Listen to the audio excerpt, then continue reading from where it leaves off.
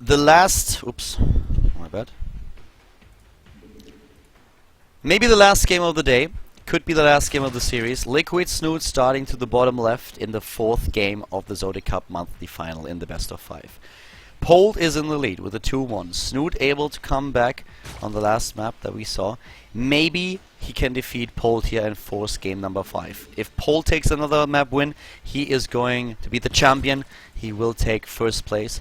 Snute starting at the bottom left of Daybreak into the top right in red. We have his opponent. Here we have Polt, the strong Korean Terran player. Most likely gonna start with this Reaper build once again. It's this bread and butter build. It's the build that he loves, that he likes, that he's most confident in. Starting with barracks into gas, getting the Reaper out there, going into the expand, and then throwing down factory and reactor, preparing for the mid game.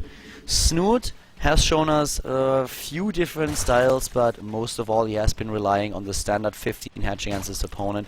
He was successful with the Nidus network in Polt's main base in the last game, and it was a bit unfortunate for the Terran player that he did not see the Nidus network, because he actually spotted it, but he didn't see it on the minimap. His SCV was in range, but he was not able to spot it on the minimap and therefore didn't react in time, and once the roaches and zerglings were in his base, he had a tough time dealing with it. So this time he will probably make sure that he has a few of his supply depots at the outer skirts of his main, so that he is not falling for the same trick twice.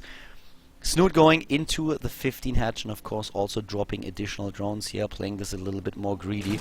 To the top right we have the Overlord now going into position, and a bit of a quick lag here. Keep in mind guys, this is live.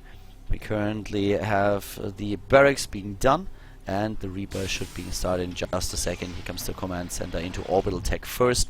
Gas is there, Reaper on the way. Nothing new, nothing unexpected, everything as you would wanted to have here. So with the wall at the front, can make sure that Zergling attacks are not going to be an issue later.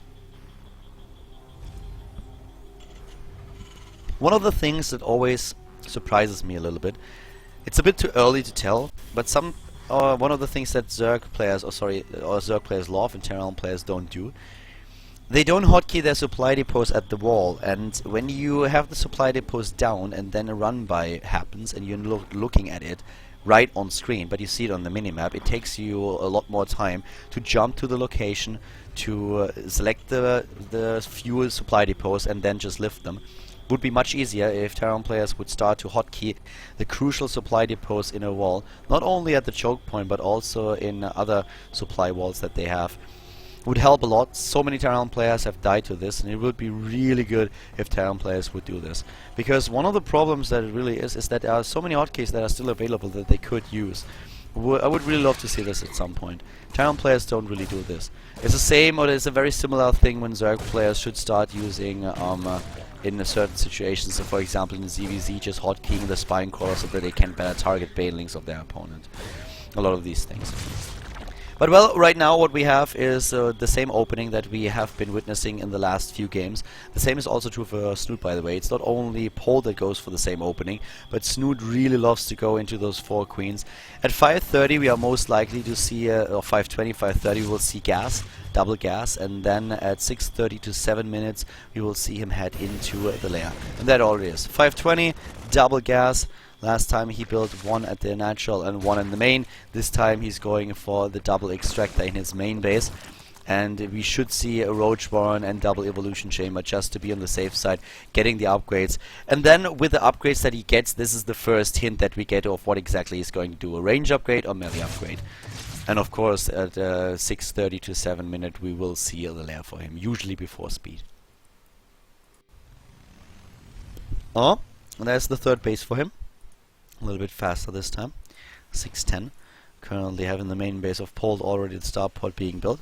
Gas is not ready just yet for the tech into lair. 6:20, 6:30, and here we go. Gas we have. Now we need minerals, and then we will see either speed or the tech into lair. Most likely lair. Doesn't need this speed this early in the game. And Hellions already on the way. No Roach one this time. Still only relying on the queens here. For Polt, we have the same Viking that took down a ton of Overlords in the last game already, and the lair tech, of course, has been started, and immediately with a tech into a lair, or shortly after, additional gas now being taken. Double Evolution Chamber, and also the Roach one after attack, so what you would expect after watching game 1, 2 and 3. So pretty stable opening by Snute. It's exactly what he did in the last few games, but the same is also true for Polt. Polt is now in a spot where he doesn't really have the engineering bay. This is the one thing that I find a little bit odd, that he didn't at least get that. But he also has a very late command center, but it's right at the third base, at the mineral patches. In the last few games he was trying to get the CC, the third CC out a little bit faster. But for now he seems to be quite content with the style that he's practicing here. 1-1 now being built, but this is the melee upgrade, not the range upgrade, so this is not going to be one of the Roach timings that we have. Here come the Hellions moving in once again, trying to do a little bit of damage and at least sniping down those lava to make sure that they can at least limit the production a little bit.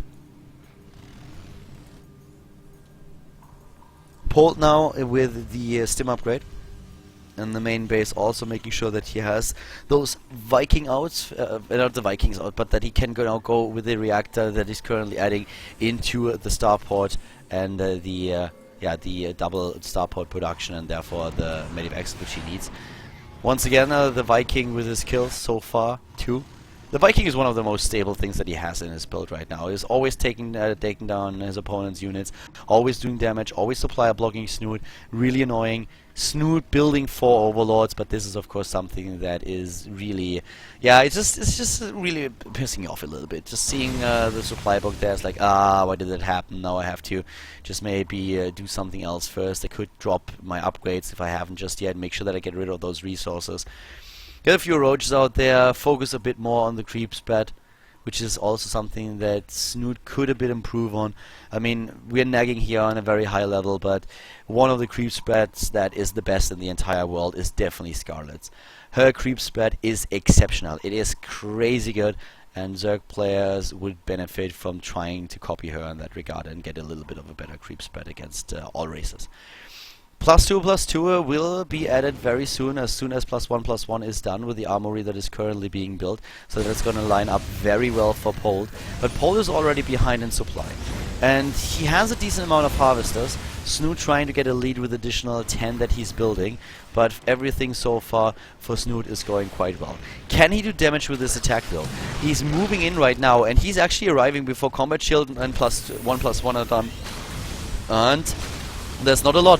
This is one of those roach attacks, and he's just busting through, and there is just nothing. There's not even a marauder, and this is a massacre. So many units of Polt are just going to be eliminated here.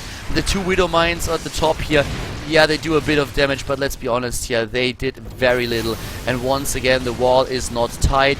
Now Snute is in opponent's base. This is one of those GG timings, if not for the drop that we have at the bottom left. This is the one thing that Snute is struggling with to control, but he's taking down unit after unit now, and his reinforcements can take this out. The much bigger problem is for Polt, who has to deal with this entire army now in his main base. There are so many roaches of his opponent, and he's taking down the units as they spawn. Trying to bust through here once again. Another marauder bites the dust, and those SCVs, they will follow suit. Harvesters killed, 47 by Snute. He is bringing this into a 5th game. Snute has too much DPS here, and the drop attempts by Polt, they are just too little too late. This attack, this timing is crushing Polt here. He was playing it too greedy. He didn't have marauders, no siege tank, no widow mines. Hellions and marines alone against roaches just don't cut it these days.